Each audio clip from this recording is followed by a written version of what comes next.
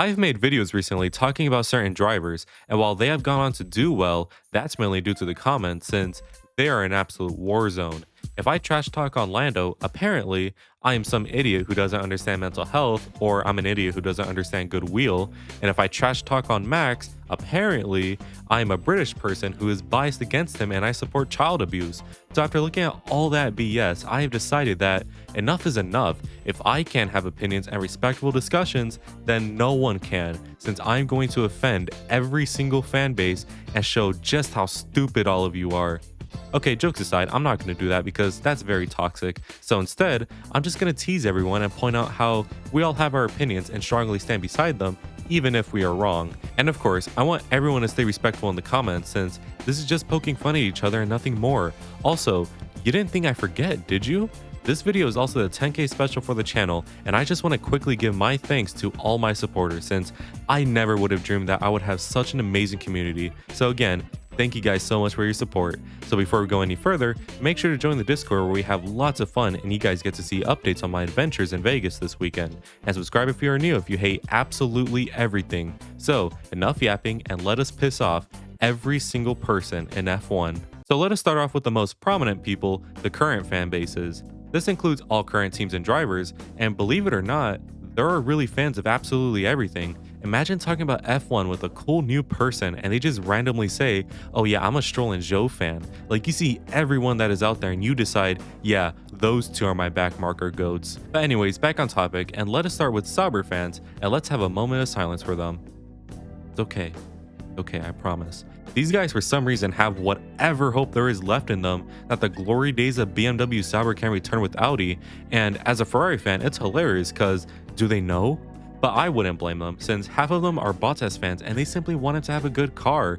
But speaking to Bottas fans now, give up. It's over. This guy posts ass on the timeline more than an OnlyFans model. Plus, this guy does triathlons now or whatever. He doesn't care about F1 anymore, and that's okay. Trust me, it's okay. Joe fans simply don't exist, so moving on. Williams, how the mighty have fallen. These guys went from being money machines and cheating more than a Mexican from Texas to being a team that has rumors that they are too broke to even show up every other weekend. Plus, you have James AEIOU throwing kids in his cars and taking them out just as quick. But to be fair to him, my type are hairy Hispanics too, so I don't really blame him. Then you have Alex Albon fans, and who do they think Alex is? Alex has had a solid total of 2 real teammates, and it's not looking good in neither of them. He had Max as a teammate, and I think we can agree, the less is said the better. And with Franco Colapinto, the man is a rookie. He has a handful of races under his belt, and you are hardly faster than him? What? He's like if PSG was a driver, stat pads against nobodies who don't stand a chance, then when real competition comes knocking, they get defeated as if they were nothing. And with Colapinto, you're a victim. This guy apparently is dating a 32-year-old MILF with 3 kids. See, some may see that as a flex, but this man is in his early 20s. Like, I gotta say it again, you're a victim.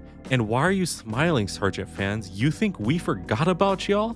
Your guy crashes constantly, was fired mid-season, which is the ultimate embarrassment, was always talked about as the worst driver on the grid since Mazepin, and is a Trump supporter. Like, damn brother, choose a struggle. I could really go on and on about Williams, but I gotta relax. So let's talk about the Red Bull second team. And yes, that is exactly what they are. Remember how in Qatar 2021, Pierre Gasly conveniently went wide when Max was behind him? Remember in Zandvoort 2022 where the team and Yuki kept having a stroke which conveniently slowed down the race when Max was under pressure? Remember the many times like in Singapore where they would get the fastest lap if it wasn't with Red Bull? Don't deny it, y'all are pawns in Horny's game. And speaking of pawns, Yuki Tsunoda will never get to Red Bull. Christian insert horny joke has forever confined Yuki to the Daniel Kvyat role, that being, yes, you are good and deserve a chance again, but nah, how about you go against people we think are better than you? Tough luck.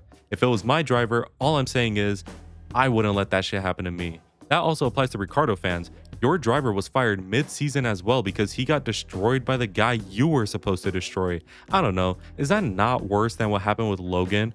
And I don't want to claim things already, but Liam, you gotta step it up. Look, I hate Spanish speakers just like everyone else, but there's a time and a place, especially when one of them is technically your teammate. Speaking of hating Spanish speakers, the only American team on the grid, Haas, are hardly American. I say this because What is American about finishing no higher than 7th? As Joe Biden said, we own the finish line, but as it stands, y'all are in midfield hell and have been since 2018. So seriously, get your money up and lock in. Oh wait, I remember. We cannot trust these lot with money since I'm willing to bet that they would genuinely fall for one of those Nigerian prince scams if it meant they would get some sponsor money. Doesn't help too that they have the 2 drivers no one really cares about. And before you say, people care about Hulkenberg, no one really does. At this point, he's just a marketing ploy for teams and nothing proves that further than his move to Audi. Since I'm willing to bet he got that because he was German and Audi even said they wanted a German driver, so boom, he is now at a horrible team.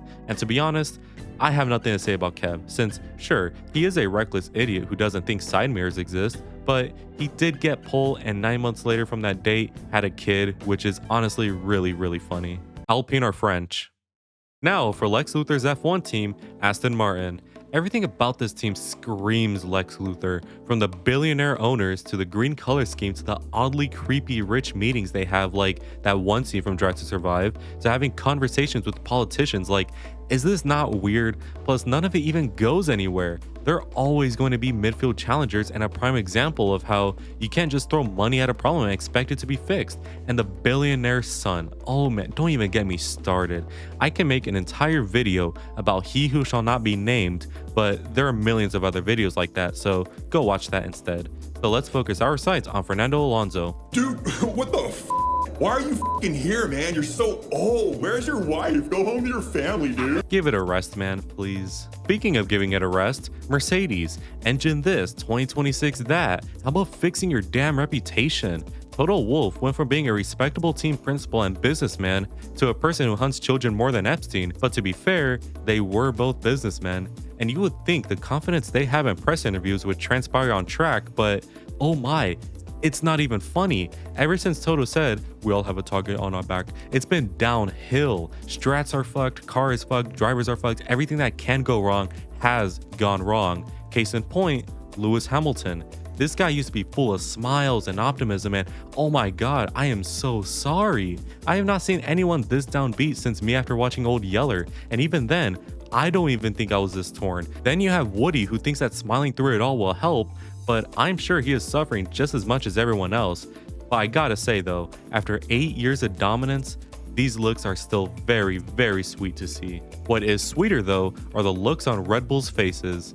Oh man, this is amazing. Not only do they hire a Mexican who forgot how to drive, not only do they have their best employees leaving in masses, not only is their golden boy tired of them, but their boss is a total loser. He harasses women by showing his finger dig, cries so hard when it's time to take accountability, and was a failed race car driver. And I already mentioned him, but Checo, yikes. As a fellow Mexican, it just hurts to see and more people just want you to retire with dignity. But no, you have to go out and say, I love the challenge of Red Bull. My brother in Christ, what challenge? You are more than 200 points behind your teammate with 3 races left. What, are you just gonna overturn that? Like, please man, just stop embarrassing yourself. And don't look away, Max fans. Your driver is a literal crybaby. Yes, he does back up his tears, but can your driver just shut his mouth for 1 second? He just complains and like seriously, it's getting so annoying. Just shut up and drive. Now we have Ferrari next up. My Pookies. See, that's exactly the problem with us. We are so infatuated by the looks and the achievements of the team, so much so that we almost forget how bad things are. Sure, right now things aren't that bad with Vasseur, but if history is anything to go by, we will soon suffer and be embarrassed like no other. So you would think we'll be trying our best to stay focused and prevent that, but nope. We have a team principal who spends too much time joking around and drivers who try to outmog each other. Plus, we have a literal corpse joining next year, so yeah, we need to stop laughing. Charles especially needs to lock in too, since bro somehow has more cheating scandals than F1 titles, and come on now, lock in brother, time is running away. And finally, McLaren. Where do I start? Papaya fools, you guys sniff your ass so much that you genuinely believe that the team is not making mistakes, it's the drivers. I'm sorry, but if this pairing was at Red Bull, Ferrari, even Mercedes, I guarantee you Lando would be closer to Max and Oscar wouldn't be too far behind. But nope, Papaya rules, you say, be a good boy and don't do any fighting. Plus, it doesn't help you have Fat Brown as your CEO. You know, the same guy who cycled like 5 drivers for one seat in IndyCar, and none of those 5 are even gonna drive the number 5 car full time for next year? My word. And he's also a Trump supporter who brought him to the McLaren garage and say some things in a ploy that totally wasn't propaganda.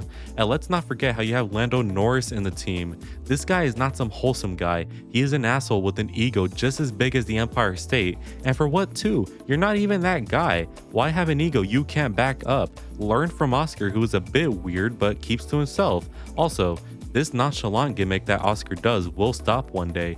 Be prepared for it. Okay, I think that was everyone, but I have some bonus people I want to talk about, like with the classic F1 fans. I promise you, no one cares if you think the 1987 season was better than 2021. No one cares about the old cars. No one cares about the old drivers. Seriously, no one cares. And to all the Prost GOAT fans out there, we get it. You're different and your parents are divorced. And to all the Senna GOAT fans out there, I mean, do I even have to say it? And I promise you, to all those really classic fans out there, you are not different for saying Fangio is a top 3 driver. That guy was a fat Argentinian racing against Italian plumbers and some rich kids who couldn't wipe their own ass. Give it up, man. Speaking of giving up, Drive to Survive fans, stop trying to fit in. If you are a Drive to Survive fan, know your place. You cannot sit here and tell me how Esteban Ocon's and Yuki Tsunoda's rivalry in 2021 was cinema, or sit here and tell me how Daniel Ricciardo is actually better than Lewis Hamilton. Enough, man. Simply just state how you watch the show, not the sport, and then we're golden. And for casual fans, to be honest, I have nothing to say about casual fans. These guys are low-key chilling and not giving a fuck and like F1 for what it is and doesn't support anyone. They're just cool guys who low-key watch for fun. To all the F1 elitists out there, you are not smarter or better than NASCAR fans. It's like someone saying they enjoy waffles and you elitists who are pancake lovers say, well actually, there is more to a pancake and it's more complex and sweet and waffles are just inferior. Like shut up, bro. F1, IndyCar, NASCAR, WEC, they're all different from each other and each fan has a right to watch what they want and like what they like. It's all preferences and your preferences does not make you and your sport better than everyone else. And to all non-F1 fans who say F1 is overrated, maybe, but the same logic for F1 elitists apply to you too. Saying F1 is boring or overrated and inferior to other series does not make you better or smarter than everyone else. It just kind of makes you seem miserable. Okay, now I think that was everyone. So that was me trying to offend every single F1 fan base. Now, I tried to be as light and funny as possible without getting toxic, so if there is discussion in the comments, I expect the same from all of you. If there is one thing I could say about F1 fans as a whole, it's that it's a very toxic community that shuns away new fans, calls each other horrible names when someone brings up an argument, and honestly, may be a bit too parasocial at times. That's why I made this video, and I hope that offending everyone makes me the common enemy, so you lot can finally unite and see that y'all are not too bad and hopefully remove the toxicity from the community. Anyways, I want to give a quick shout out to all members of the flock for their continued support. And remember, if you want to see videos early and get some cool benefits, make sure to join it since it also really helps me out. Anyways, if you enjoyed today's video, don't forget to like and subscribe for better content. And make sure to let me know in the comments what your opinions are. And as always, have an amazing day. Good weather for the duck.